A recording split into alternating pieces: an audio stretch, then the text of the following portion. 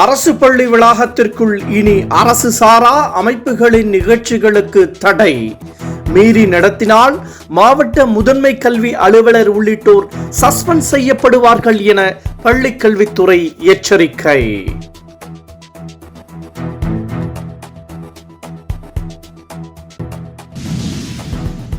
பள்ளிகள், வழிபாட்டு தலங்கள் அருகே டாஸ்மாக் கடைகள் வைக்க இடங்களை தேர்வு செய்வது ஏன்? வழிபாட்டு தலம் அருகே உள்ள டாஸ்மாக் கடையை அகற்றக் கோரிய வழக்கில் உயர்நீதிமன்ற மதுரை கிளை சரமாரி கேள்வி.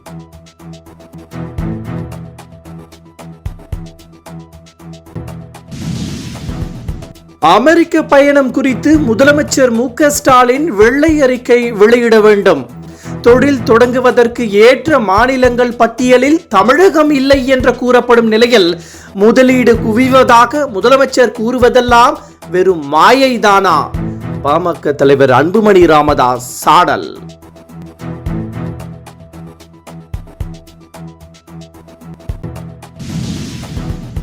விஜய் நடிப்பில் வெளியாகியுள்ள தி கோட் திரைப்படம் தமிழகத்தில் மட்டும் முதல் நாளில் 31 கோடி ரூபாய் வசூல் செய்துள்ளதாக தகவல். தி கோட் திரைப்படம் தமிழகத்தில் சுமார் 750 திரையரங்குகளில் வெளியிடப்பட்ட நிலையில் வசூல் வேட்டை.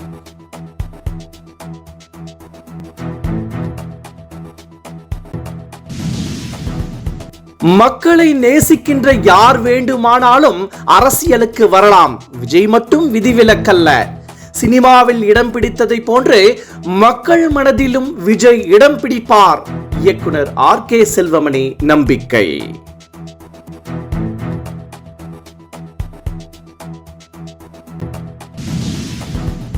இந்திய மல்யுத்த வீரர்கள் பஜ்ரங் புனியா, வினேஷ் போகத் ஆகியோர் காங்கிரஸ் கட்சியில் இணைந்தனர். ஹரியானா சட்டப்பேரவை தேர்தலில் காங்கிரஸ் சார்பாக வினேஷ் போகத் போட்டியிட உள்ளதாக தகவல்.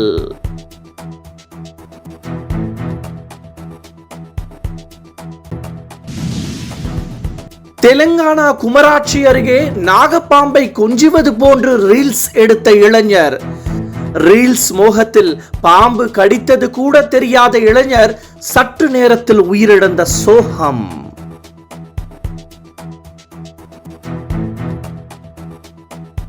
என்றும் உங்களுடன் மை இந்தியா. முக்கிய செய்திகளை உடனுக்குடன் தெரிந்து கொள்ள சப்ஸ்கிரைப் பண்ணுங்க, பெல் பட்டனை பிரஸ் பண்ணுங்க.